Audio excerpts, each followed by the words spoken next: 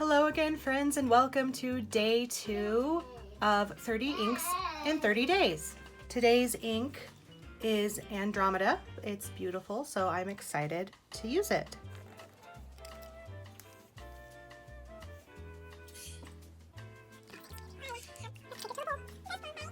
So the Andromeda Galaxy, which is also known as Messier 31 or M31, is the closest large galaxy to our own Milky Way, and it is one of the few galaxies that can be seen without any aid, so we can see it with our eyes.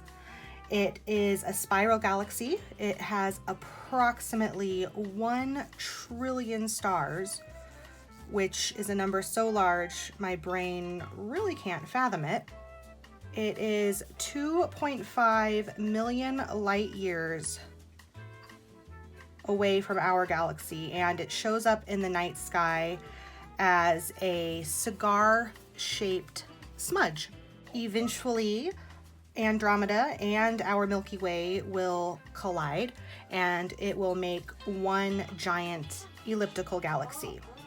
But that is a very, very long ways away, approximately 4.5 billion years. So who knows what our world will look like at that point.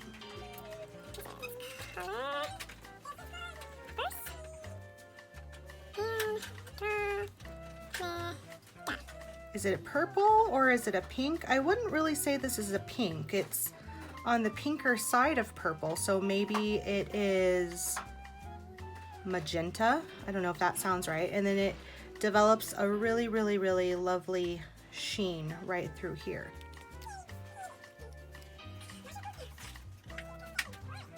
Recently, scientists have used the Hubble Space Telescope, and they mapped out Andromeda's halo, which is an immense, a huge, huge, huge envelope of gas that surrounds the galaxy. And it's nearly invisible, but it extends about halfway to our galaxy. So Andromeda's halo and ours, the Milky Way's halo, they are already starting to bump into each other. So that was really cool. That was a really recent study that was done, a recent discovery, and I will include a link to that article down below. And if we could see its halo, it would be about 3 times the width of the Big Dipper. So it would be just incredibly prominent in the sky and really incredible to see. I would love if we could see that. Andromeda's halo, it contains fuel for future star formation within that galaxy, as well as outflow from events like supernovae. And it is full of clues regarding the past and future evolution of galaxies. So we can use that info to theorize about the formation of our own galaxy, and that's super cool. And that was according to the co-investigator of this study that was done when they did the study about that halo. So again, that link will be down below for citation.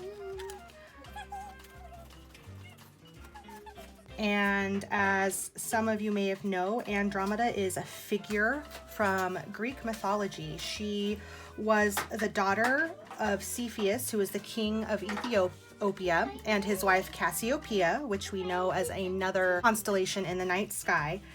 And Cassiopeia, in Andromeda's story, Cassiopeia boasted about her daughter being more beautiful than the Nereids, which are sea nymphs. They were 50 sisters, and they would often accompany Poseidon. And, you know, if you know anything about mythology, Greek mythology, you really don't want to make any supernatural being angry.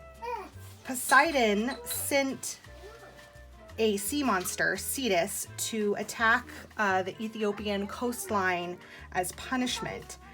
And so what do to appease the sea monster? Well, they figure they have to sacrifice Andromeda. So they chain her to a rock, But then she is rescued by Perseus and married by him, and they go to Greece where she becomes his queen. And after Andromeda's death, Athena put her in the sky. So that is Andromeda in the sky.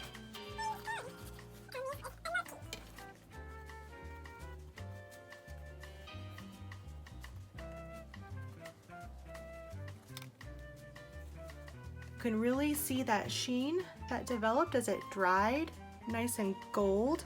It gets a little bit sticky if you get too much that pools up. When you're writing, it's not an issue, but when I'm swatching, depending on the paper like this one, it'll kind of pool up and get sticky around those sheening edges. Flows nice, has nice shading through the writing, and I love it. At first glance, you don't notice the sheen as much on this one, but when you kind of move it around, you really see it. So what I've been doing after I finish this, and I still have ink left in my pen, even though I syringe fill the converter with a small amount, the other day I started transcribing out one of my favorite books, and I actually had been thinking about doing this for a while, and then I saw a whole bunch of videos recently pop up on YouTube of people doing just this in the fountain pen community as a way of using their pens more and their inks more, and on days perhaps when you don't feel like journaling, it's a nice way to play with your pens and ink, and it's very meditative, I feel, and it really helps me kind of connect with the text more that I'm transcribing. So the book I am transcribing is Dune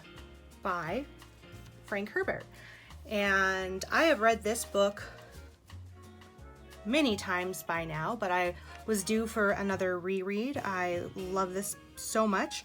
I have multiple copies of this book. I'm always on the lookout for more copies. It's one that I enjoy collecting.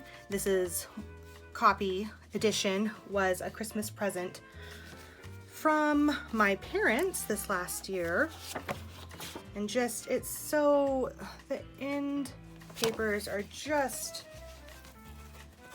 gorgeous. Oh, there's Shai Hulud.